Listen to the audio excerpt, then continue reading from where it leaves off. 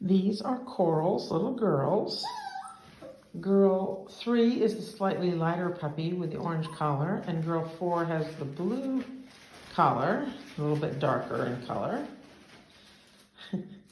Into the tube they go. And now they got toys at the other end.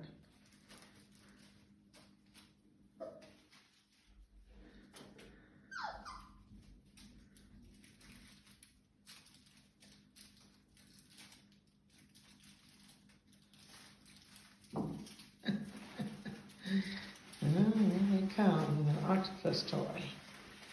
Oh no, this one's got a fox. Back around. They're so cute.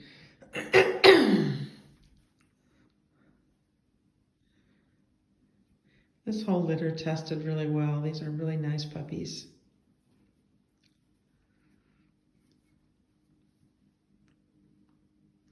Everyone always asks what they should have for their puppies when they bring them home. You should have toys, lots of toys. The more toys you have, the less they will chew your things. And that's always nice to have them chew their own things. I like those beef knuckle bones that are smoked. Even if they're big, that doesn't matter. The pups will love chewing on them. They get kneecaps here, and they love them. I like to have toys with different textures.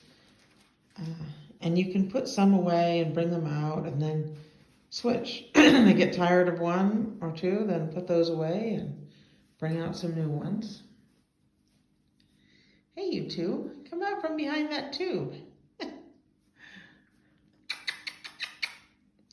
Purina 1 is the dog food that we feed. Not Purina 1, I'm sorry. Purina Pro Plan.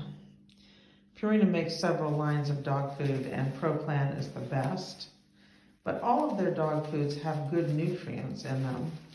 They just put more fillers in the cheaper ones, which I suppose, but I like the Pro Plan the best.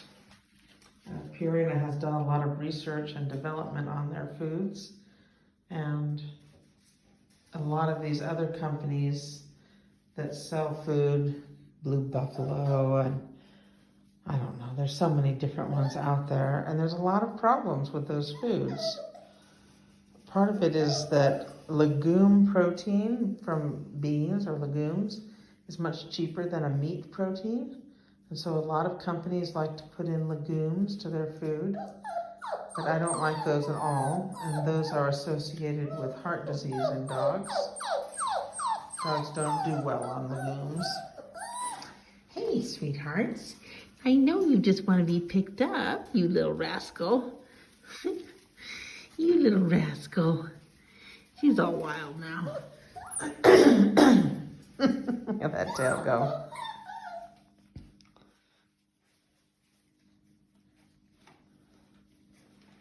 So you can either get the chicken or the lamb of the Purina Pro Plan. We use both. They have a canned food also. I don't recommend canned food except for treats.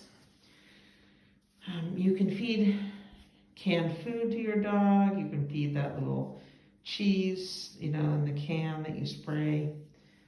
They love that stuff.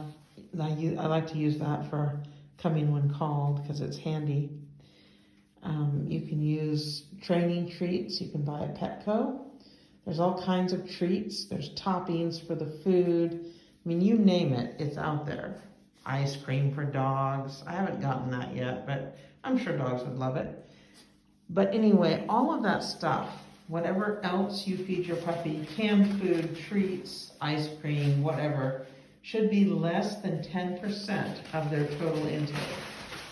So just keep that in mind. You can feed these treats and things, but it should be less than 10% of their total intake. They're in the tube. They love these tubes.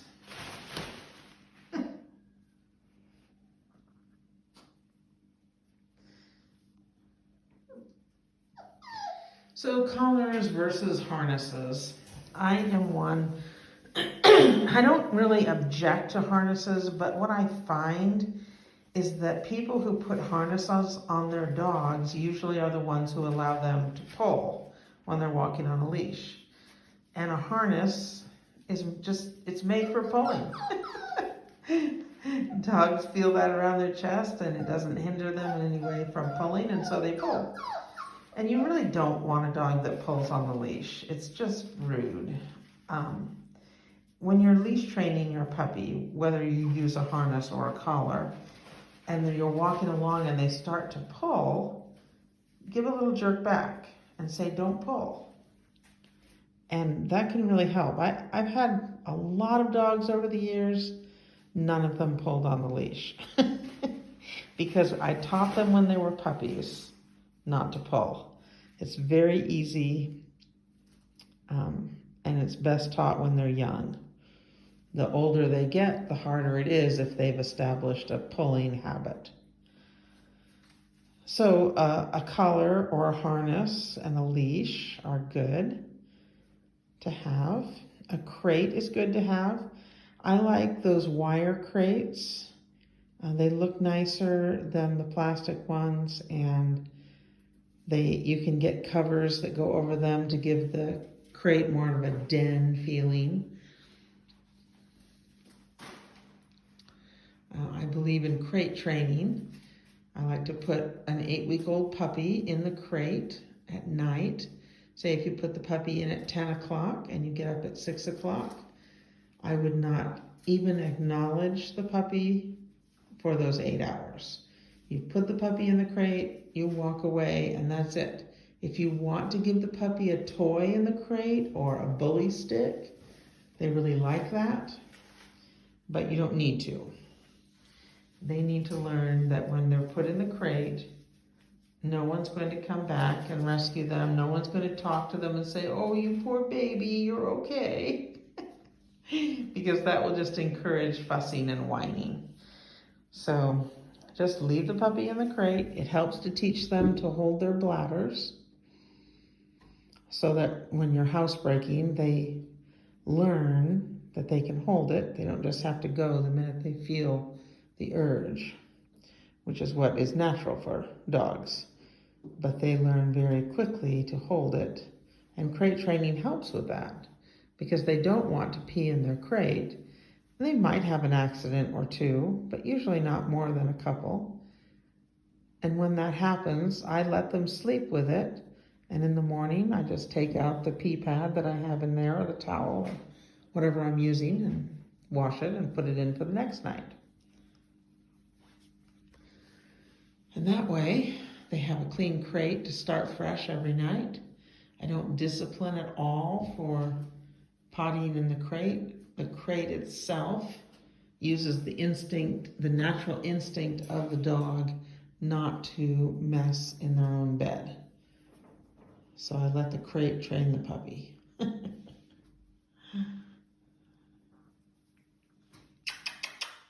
girls. Hi, girls. What you doing? And that's girl 3 there. And girl 4 is that one over there. Alrighty, this is Coral's litter, girls 3 and 4.